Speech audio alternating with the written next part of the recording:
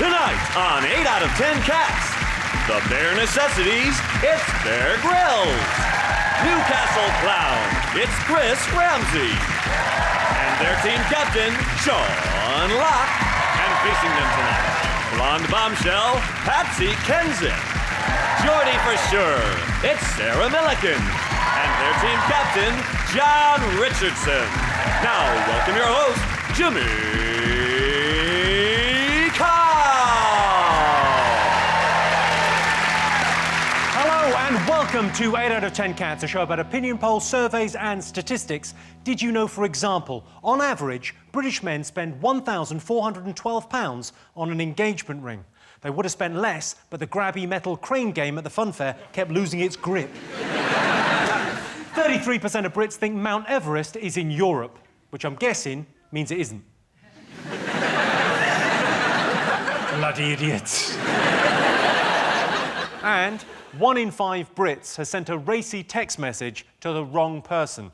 I once wrote an explicit text to my girlfriend's mum, but somehow I sent it to my girlfriend by mistake. Right, let's get started.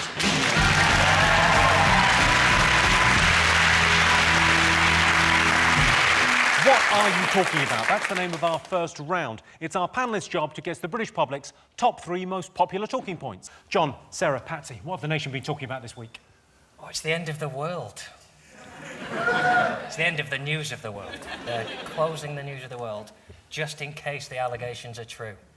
Which is a bit of a clue that they might be. It's a bit like saying, I can't be sure my flatmate was lying when he said he didn't drink the last of the milk, but I have had him killed anyway.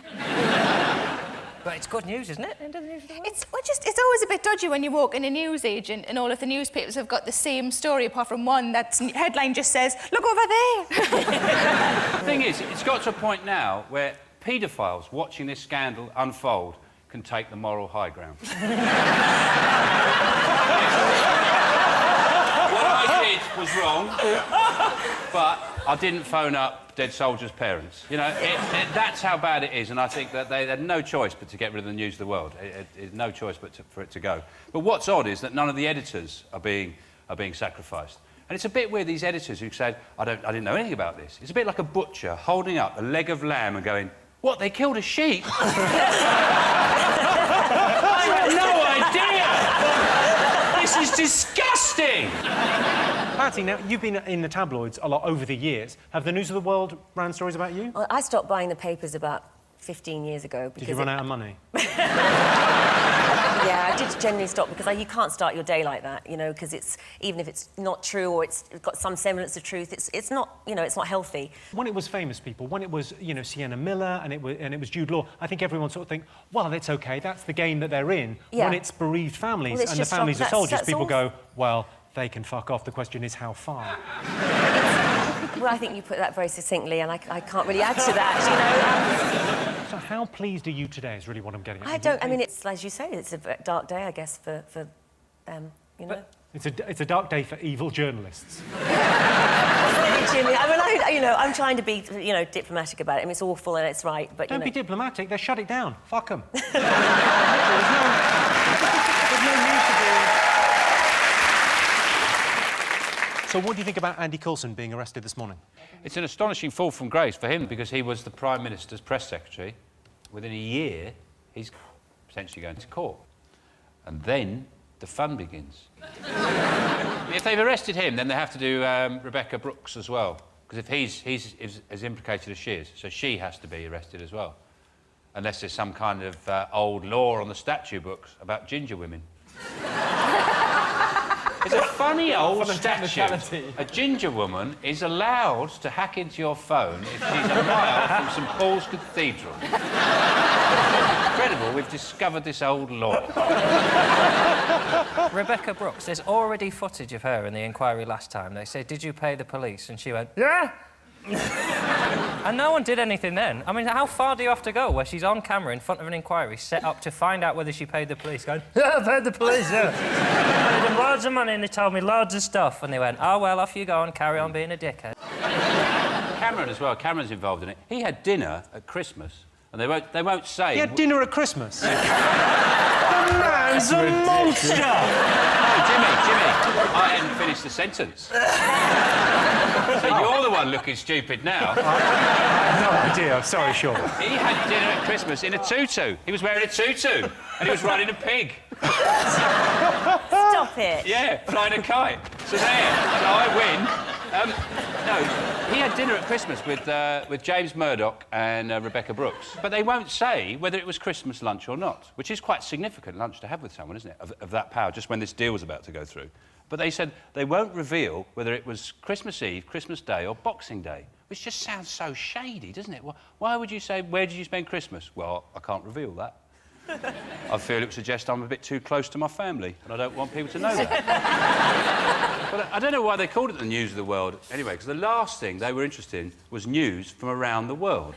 The only thing they were interested in was tits and bums and who's been near them. I liked it. Do you think that people who used to buy it for the tits would always say that they were buying it for the news, but now you're better off saying that I only buy it for the tits? It's been shit for years, though, hasn't it? They've been hacking people's phones and going to every depth, and they still it's just crap. Like, and the reason it's crap is because people buy it because they give away good stuff. Like, if this weekend, if they said, we're sorry for what we did, but basically we've got Macaulay Culkin back to do another Home Alone film, and it's free in the news of the world, forgive and forget. Time to move on. And if they offered everybody who'd been hacked £10 top-up on their phone? Come on. The last one, though, what's the headline going to be of the last one this Sunday? Something really innocent, like, British plum growers report bumper harvest. See pages 4 to 9. No, man, without any advertising, it's going to be a postcard on Sunday. It's literally going to be all the advertisers have pulled out. They've all gone. Yeah. Even EasyJet have took the moral high ground. A company that... Imagine that. A company that primarily just fires slags across Europe. I think the people who'd be most pleased about this are footballers, because they can have a lie-in on a Sunday morning now. When the news of the world was around, they used to have to get up and get down the shops and buy every copy before their wife woke up. I feel a bit sorry for Ryan Giggs. He must have got so used to having people around him all the time, and he'll wake up tomorrow morning and just be nobody outside his house. Hello? I'm still an arsehole. Let's have a look and see whether the news of the world is one of the most talked about things this week. Of course. The news of the world have a massive scoop this Sunday, and they're going to use it to fill their paper with shit. Seanstein, what else have the nation been talking about this week? Kate and... Well, I don't know why they are, but apparently Kate and Wills have been in the news because they went to Canada. Yeah. What do you mean, woo? The thing is that this country gets kind of semi-enthusiastic about it, but America go... I mean, it's crazy, crazy news over there. It's like the front of every magazine and... Huh? America and Canada are different. You sound exactly the same, Pet.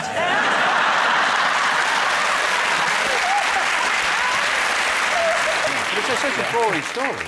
You've got the two most boring people in the world go to the most boring country. I'm sorry, but Canada is boring. Even their transvestites are women. That's how boring it is. But I liked it, there was the Canadian pop star who didn't call him the Duke of Cambridge, she called him the douche of Cambridge. Yeah, definitely, yeah. And then and apparently William looked at her, laughed. Yeah. You can imagine him going, cut off her head. Yeah. He's so dull, he wouldn't. What he'd do, he just goes, oh, I don't know. When you see Kate and Wills, you watch now, I was thinking, kick a moose or something. Kick a moose. Be rude to an Inuit, piss up against a totem pole, do something. Watching them, I just think... You're wrong, they've got so many Brits who do all of that. It's good that somebody kind of, you know, they do it right. I'm with Sean, I miss Prince Philip on these trips. Yeah, I do. It's like £1 million it costs to get them over there. £1 million to go to Canada. For £1 million, I'd want to be paintballing on the moon. Paintballing on the moon would be difficult.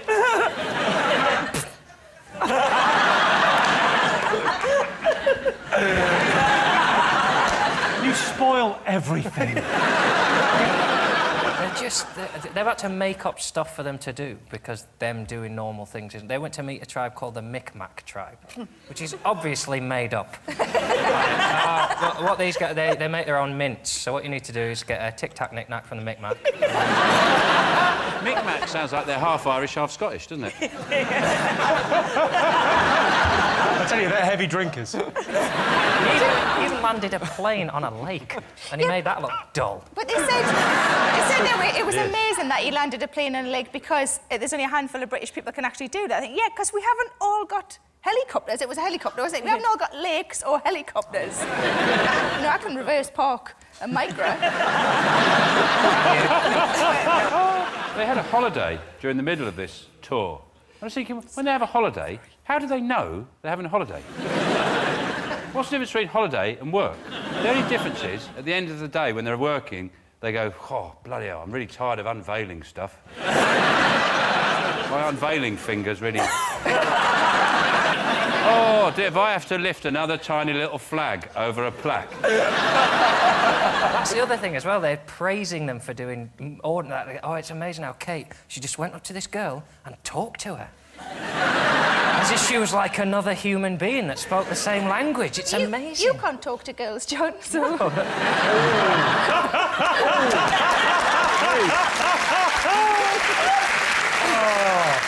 That's why we put 2 girls on your team. We thought we'd give you a chance.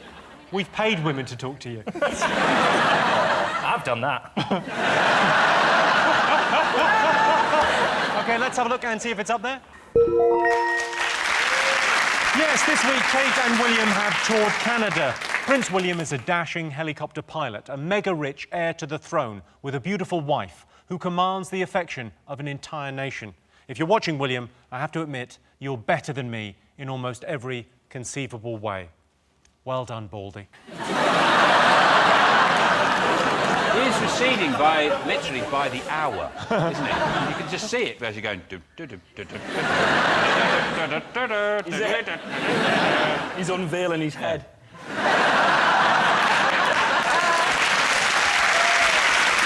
OK, one more story to get. Fingers on buzzers.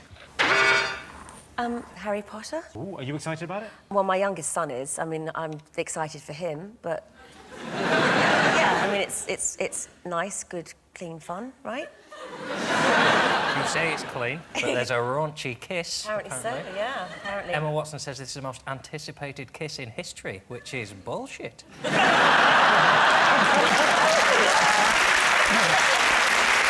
it's such a huge obsession for people. I mean, I took my youngest son, we went to Universal Studios, and you can kind of get your head around it when it's like an 11-year-old wanting to wear the, Hogwarts cape and the tie and buying the wand and getting on the ride with all the gear. I mean, it's a bit weird, but, you've got grown-up people. I mean, there's a certain type of person that goes to theme parks as a grown-up on their own, I think. It's Pedo. But there's these adults in all the gear, and they're screaming and shouting on the ride, because you sit on a bank of, like, 4, one extra than this, and they're, these grown-ups are going, yeah, man, woo, let's go, come on, Harry, and you're looking at these people thinking, why? I mean, it's just the weirdest thing I've ever seen in my life. It's a real come down for the actors, though, isn't it? Because their lives aren't going to be as glamorous, because the special effects in Panto aren't that great. They're going, Daniel, when you fly, Big Dave's going to pull on the rope. And you have to make the whooshing noise yourself. OK, so Big Dave... He's going to spend that 48 million, and in 20 years' time, he's with the Chuckle Brothers and Daniel Radcliffe. Daniel Radcliffe was asked what advice he would give to his younger self, and he said, don't try too hard to be something you're not, which is the essence of acting. If I could go back and talk to my younger self, I'd say, don't worry about anything. In the future, you invent a time machine.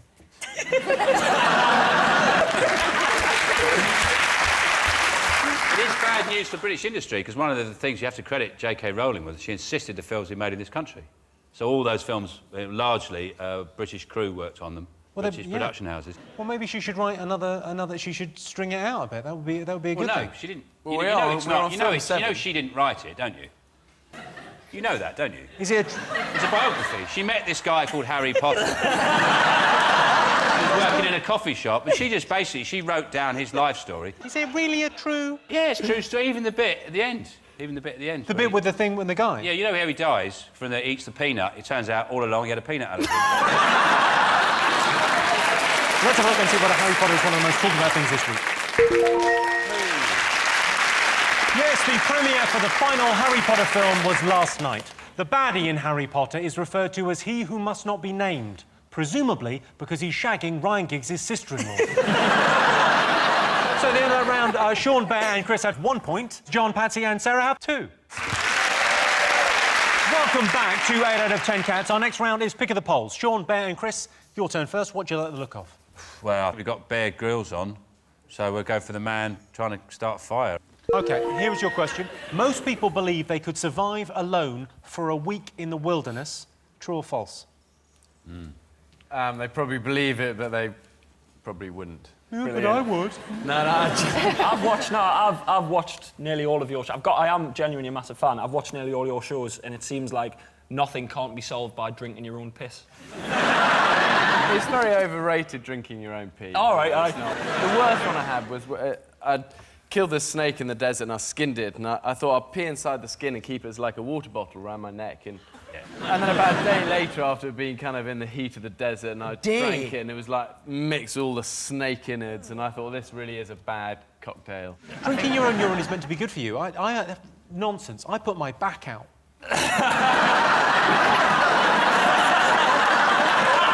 My favourite episode of your show was when you literally just got out of your helicopter. But you got over it, you walked down the hill, you found some bear poo, and you got a bit of apple out of it. And you went, oh, yeah, apple. And you washed it with your water. And you ate it immediately. I thought, you've just got off your helicopter! How are you already home? Put it in your bag! Chris, if you think that's bad, have a look at this. In hot climates, if you try to walk in the heat of the day with no water, you may last no more than 4 hours. But if it's a choice between life and death, there's a survival trick I was shown by an old ranger. One thing you can do if you're stuck out here with no water source at all is actually drink the fluid from a fresh elephant dung. Pretty disgusting, but it could save your life.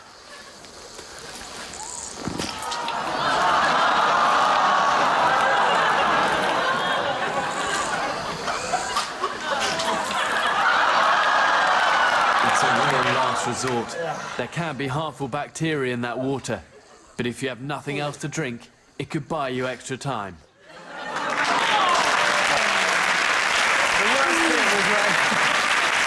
The worst bit was when that lump actually did drop off, and then that wasn't meant to happen. That was the worst bit about drinking the dung water. It was a ranger who told me this, but I always think of the ranger. I bet he's seen it now on TV and go, that idiot, you believe me? It seems like an unnecessary step. I've actually written a survival book. And it's real. The unique feature about my survival book is it's edible. There it goes. Day 1, eat page 1. Eat page 2. Page 9, don't eat this, it's poisonous. And, You never seem to make any puddings. That's what always bothers me. It's always, well, I understand that you can, eat a squirrel or whatever, or, suck something's poo, but there's nothing similar to angel delight, is there? What's the worst thing you've eaten to stay alive? The worst is probably raw goat's testicles, or actually, no, big yak eyeballs was bad. No, actually, the camel intestinal fluids from a camel intestines, that was the worst. I think the eyeball would be worse for me because it'd be looking at you. Being difficult to get down. The amazing thing is it doesn't really digest, so when it comes out the other end, if it's it's... What wouldn't you do then? Would you, like those guys that went down, the plane went down in the Andes and they had to eat each other, would you eat another human being to stay alive? What a question, it's a difficult one, isn't it? I mean, you definitely would. Yes! It's not a difficult question. I think most of us go, no, I wouldn't. I'd rather die. It's a difficult question if you're a maniac. If I was with my kids and I died, I think I'd want my kids to eat me if it kept them alive. OK, so what do you think? Most people think they could survive alone for a week in the wilderness, true or false? Yeah, I think kind of people are, see it and they'd be excited to give it a go, so I think people would hope that they'd be able to survive. OK, and what do you think? I think yes. I think most people would think that they could. I think true. We think yes, true. I can tell you the answer is true. 63% of people think they could survive for a week in the wilderness. If I was lost in the wilderness, I'd stay warm by shaking with fear, and I'd get water by drinking my own endless stream of tears. Easy. And the winner is the name of our final round. Here's your first one. Best way to mend a broken heart. Kill again. What you do is you can take your passport, go to the airport, you get on the first flight, you arrive in Leeds, you phone around and go, "Ha! I'm in Leeds! Yeah! Dream on, baby." You start again. If I can make it here, I can make it anywhere.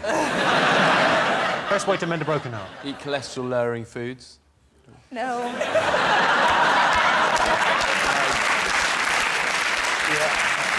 It's a practical survival guide. Is it eat trifle with your hands?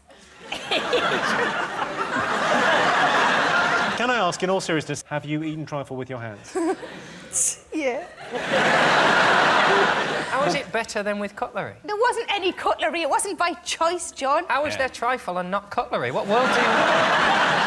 They'd got one, and I couldn't wait till I got in.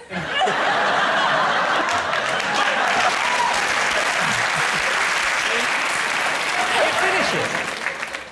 I got the most of it in. There must be a point when you've kind of had enough and you're just covered in trifle and you've got half a trifle left. You sing, "Oh, no."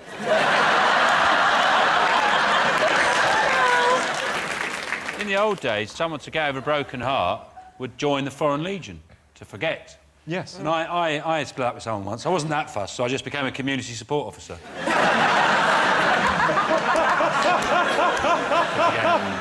To forget, Brian. Is it have sex with a much younger man? Just guessing. I tried that, and if anything, it made it worse. I'll give you a clue. You were quite close with the going to Leeds thing. Find yourself, like, gap year, travelling, backpacking. I'll give you that. Near enough, yes. Yes, the best way to mend a broken heart is to go on holiday. I remember I was heartbroken after my relationship with Keira Knightley ended. I guess it was my fault, because I was seeing Halle Berry behind Keira's back, and the stress of keeping both those relationships from Megan Fox got too much for me. So I went away on a little holiday, which my family booked for me using 2 doctors and a magistrate.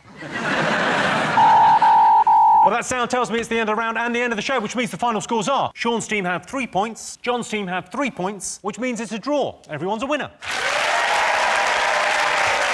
Thanks to all our panellists, our wonderful studio audience, and for all of you for watching at home. If you want more, tune in to 8 out of 10 Cats Uncut on Wednesday. That's it from us. Good night.